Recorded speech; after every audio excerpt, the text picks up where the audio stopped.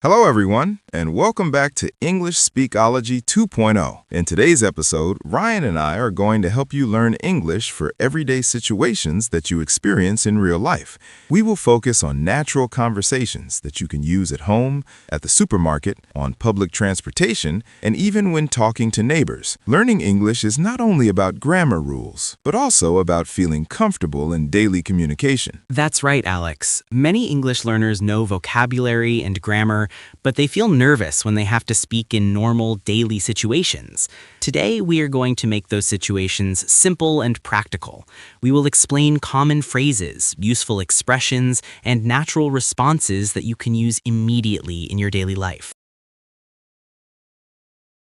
Routine. Let's start with a very common situation, the morning routine. Imagine you just woke up and you are talking to your family or roommate. You might say, "Good morning. Did you sleep well?" That is a friendly and natural way to begin the day. Yes, and if someone asks you that question, you can respond in different ways. You could say, "Yes, I slept really well. I feel refreshed today." Or you might say, "Not really. I went to bed late, so I'm still a bit tired." These simple sentences help you express your feelings clearly. Another common morning sentence is, "What's the plan for today?" This is a useful question when you want to know about the schedule. It sounds casual and natural, especially when talking to people you live with. You can answer by saying, "I have a busy day ahead. I need to go to work and then stop by the grocery store." Or you might say, "I don't have much planned. I just want to relax and maybe clean the house." These sentences help you describe your daily activities in a clear way.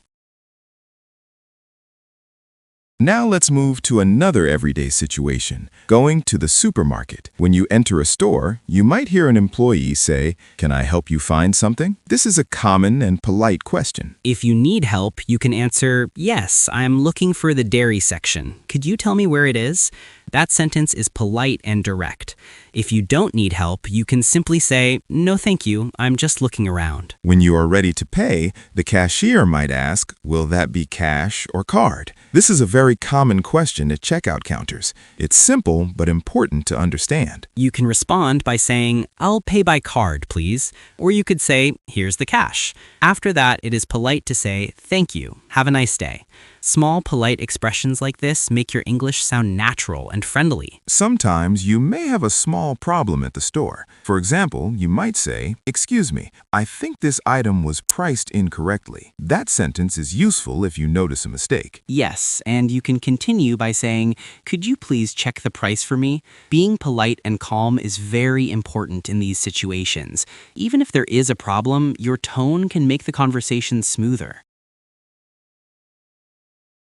Let's talk about public transportation. Imagine you're at a bus stop and you're not sure if you're in the right place. You could ask someone, "Excuse me, does this bus go downtown?" This is a clear and simple question. If someone asks you that question and you know the answer, you can say, "Yes, it does. It stops near the main station." Or if you're not sure, you can say, "I'm not certain, but I think you should check the schedule posted over there." On a train, you might need to ask about seats. You could say, "Is this seat taken?" That is short but polite.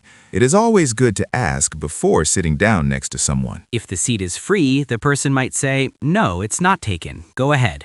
If it's occupied, they might say, "Yes, my friend is sitting there." These short exchanges happen every day, and practicing them can increase your confidence. Another useful sentence is, "How long does it take to get there?" This is helpful when you are unsure about travel time. It shows that you are planning ahead. You can also respond with, "It usually takes about 20 minutes, depending on traffic." Adding phrases like "usually" or "depending on traffic" makes your English sound more natural and realistic. Now let's imagine you are at a cafe. When you reach the counter, you might say, "Hi, I'd like a medium coffee and a sandwich, please." That is a simple and polite way to order. The cashier might ask for here or to go. This question means they want to know if you will stay or take your order with you. You can answer for here, please, or to go, please. Sometimes you may want to make a special request. You could say, "Could I have that without onions?" Or "Can I get soy milk instead of regular milk?"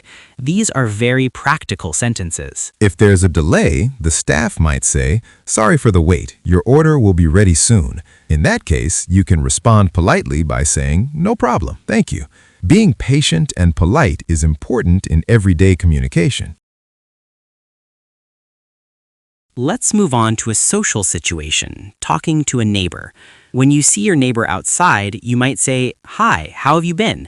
This is a friendly and common greeting. Your neighbor might answer, "I've been good, just busy with work lately." That is a natural response. You could then say, "I understand. Work has been quite busy for me too." If you want to make small talk, you can comment on the weather.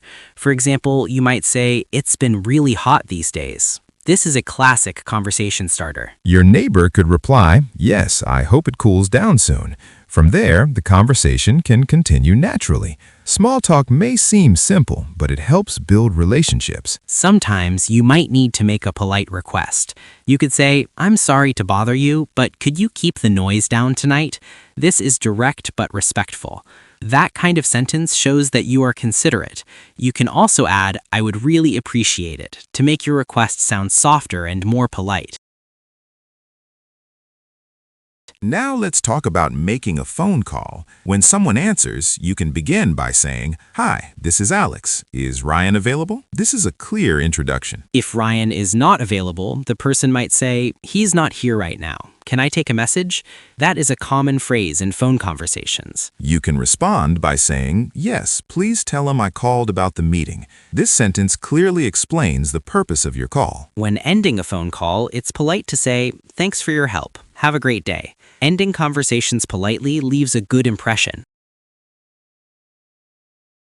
At work reception, imagine you are visiting an office for the first time. At the reception desk, you might say, "Good morning. I have an appointment with Mr. Smith." That is a formal and appropriate sentence. The receptionist may reply, "Please have a seat. He will be with you shortly." The phrase "shortly" means very soon, and it is often used in formal situations. If you are unsure where to go, you can ask, "Could you please tell me where the meeting room is?" That shows politeness and confidence. And if someone gives you directions, you can respond with, "Thank you for your assistance. I appreciate it." Using polite expressions makes your English sound professional. As you can see, everyday situations are full of simple but meaningful conversations. The key is to practice common phrases and use them naturally. The more you practice, the more confident you will feel. Exactly, Alex. Learning English for everyday situations is about communication, not perfection. Don't be afraid to make small mistakes, because most people will understand your intention. Imagine you are not feeling well and you have an appointment at a clinic. When you arrive, you might say to the receptionist, "Good afternoon. I have an appointment at 3 p.m." This is clear and polite. The receptionist might respond, "May I have your name, please?" You can answer, "My name is Ryan Thompson." Speaking clearly and calmly helps the process go smoothly. When you see the doctor, they might ask, "What seems to be the problem?" That is a common question in medical situations. You can explain your symptoms by saying, "I've had a headache for the past 2 days and I feel very tired." Or you might say, "I have a sore throat and a slight fever." It is helpful to mention how long you've had the symptoms. The doctor may then ask follow-up questions like, "Have you taken any medication?" or "Are you allergic to anything?" You can answer honestly and clearly. For example, "I took some painkillers, but they didn't help much." At the end of the visit, the doctor might say, "I'm going to prescribe you some medicine. Make sure to rest and drink plenty of water." You can respond politely by saying, "Thank you, doctor. I'll follow your advice." If you need clarification, you can ask, "How often should I take this medicine?" Asking questions shows that you want to understand properly. Now let's talk about handling a small problem, such as receiving the wrong order at a restaurant. Imagine you ordered a salad, but you received a sandwich instead. In that case, you can politely say, "Excuse me, I believe there's been a mistake. I ordered a salad, but I received a sandwich." The sentence is respectful and not aggressive. The server might respond, "I'm so sorry about that. I'll fix it right away." You can reply, "Thank you, I appreciate it." Staying calm makes the situation easier for everyone. Another example is when something you bought doesn't work properly. You might go back to the store and say, "Hi, I bought this yesterday, but it doesn't seem to be working." This sentence clearly explains the problem. The staff may ask, "Do you have the receipt?" You can answer, "Yes, here it is." Or if you don't have it, you can say, "Unfortunately, I don't have the receipt with me." If you want a refund, you can say, "I would like a refund, please."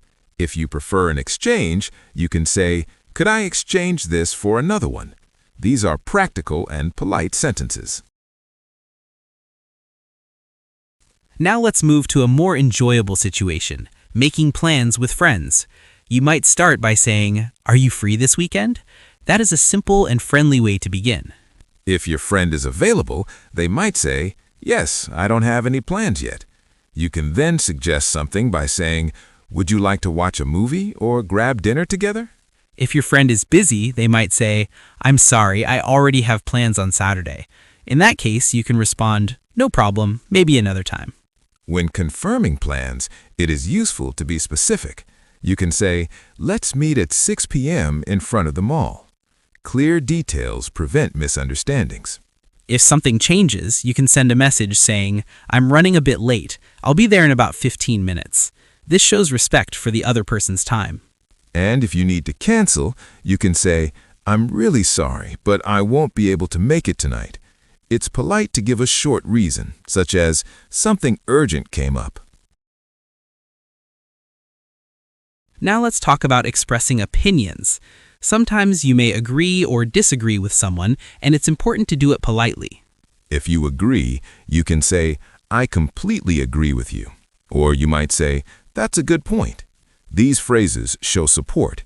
If you disagree, it's better to soften your words. Instead of saying, "You're wrong," you can say, "I see your point, but I have a different opinion." This sounds respectful. You could continue by saying, "In my experience, things are a bit different." That sentence allows you to share your perspective without sounding rude. When discussing ideas at work or school, you might say, "I think we should consider another option." This sounds constructive and cooperative. It's also helpful to use phrases like, "from my point of view," or "as far as I'm concerned." These expressions make your opinion sound thoughtful and balanced. Another common everyday situation is asking for directions. You might say, "Excuse me, could you tell me how to get to the nearest bank?" This is polite and clear. The person might respond, "Go straight for 2 blocks, then turn left. It will be on your right." Listening carefully is important in this situation. If you don't understand, you can say, "I'm sorry, could you repeat that?" Or you can ask, "Did you say turn left or right?" Asking for clarification is completely normal. When giving directions, it's helpful to speak slowly and use simple words. You might say, "Walk past the supermarket and you'll see the library next to the park." At the end of the day, someone may ask you, "How was your day?" This is a very common question. You can respond in different ways depending on your experience. You might say, "It was pretty good. I finished all my tasks at work." Or you could say, "It was a bit stressful, but I managed to handle everything." If you want to ask someone else, you can say, "How did your day go?" It shows that you care about their experience. You can also add more details, such as, "I had an interesting meeting today," or "I tried a new restaurant for lunch." Sharing small details makes conversations more engaging.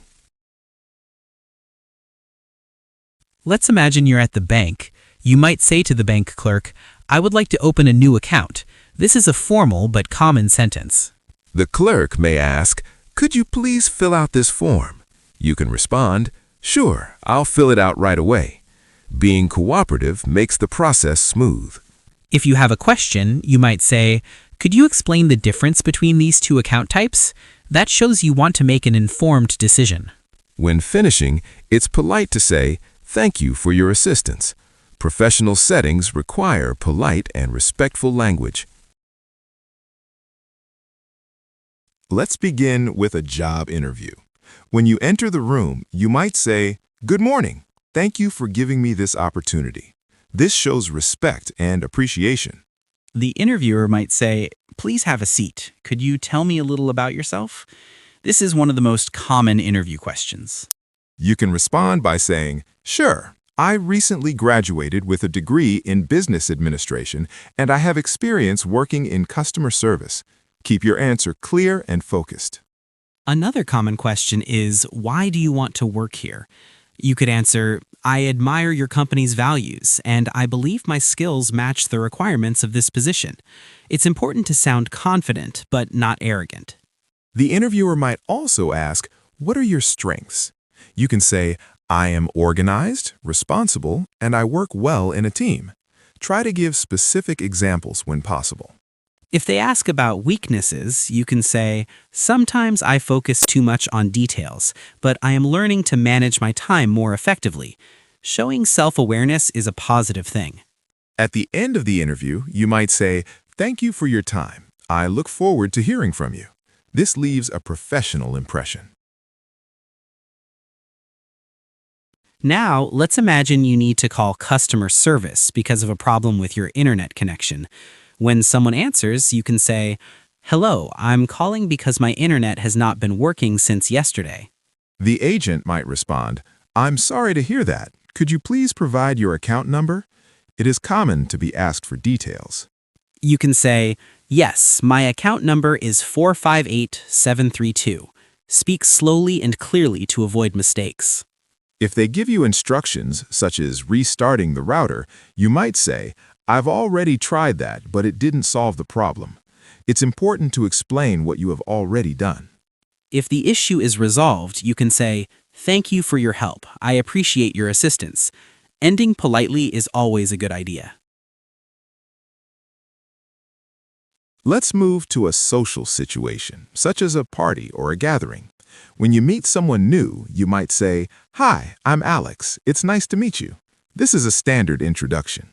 The other person might respond, nice to meet you too. How do you know the host? That is a common conversation starter. You could answer, we used to work together. Or you might say, we've been friends since college. These simple answers keep the conversation flowing. To continue the conversation, you can ask, what do you do for a living? That is a polite way to ask about someone's job. If the person shares something interesting, you can say, that sounds exciting. Or you can ask follow-up questions like, how long have you been doing that? If you need to leave the conversation politely, you can say, it was great talking to you. I'm going to grab a drink. That helps you exit without being rude. Let's talk about dealing with a misunderstanding. Misunderstandings can happen, especially when you are learning a language. Imagine someone misunderstood what you said. In that case, you can say, I'm sorry if I wasn't clear. What I meant was, then you explain again in simpler words. If you misunderstood someone else, you can say, oh, I see, I misunderstood you earlier. Admitting confusion shows honesty and maturity. You can also say, let me make sure I understand correctly. Then you repeat what you think they said. This technique helps avoid further confusion. Imagine you missed a phone call and you are returning it. You can say, hi, I'm returning your call from earlier. This clearly explains why you were calling. The other person might say, thanks for calling back. You can then ask, how can I help you? Or what did you need to discuss? If you missed the call because you were busy, you can say, sorry I couldn't answer earlier. I was in a meeting. Giving a short explanation is polite. Let's finish with talking about future plans. You might say, I'm planning to start a new course next month. That shows intention. If someone asks you about your long-term goals, you can say, in the future, I hope to improve my English and travel abroad. This expresses ambition. You can also use phrases like, I'm thinking about changing jobs, or I'm considering moving to another city. These expressions show that you are exploring possibilities. When responding to someone's plans, you can say, that sounds like a great idea. Or you might say, I hope everything works out for you. Positive responses encourage good communication. These conversations happen in real life every day. The key to mastering everyday English is practice. Listen carefully, speak clearly, and don't be afraid to ask questions when you don't understand something. Remember that fluency is built step by step. Even short conversations at a store or a bus stop can help you improve. Thank you for staying with us through this lesson on English Speakology 2.0. We hope you feel more confident using English in your daily life. keep practicing these situations and try to use them in real conversations. The more you use English, the more natural it will feel. We look forward to seeing you in our next episode with more practical and useful English conversations. Until then, stay motivated and keep speaking English every day. Goodbye, everyone.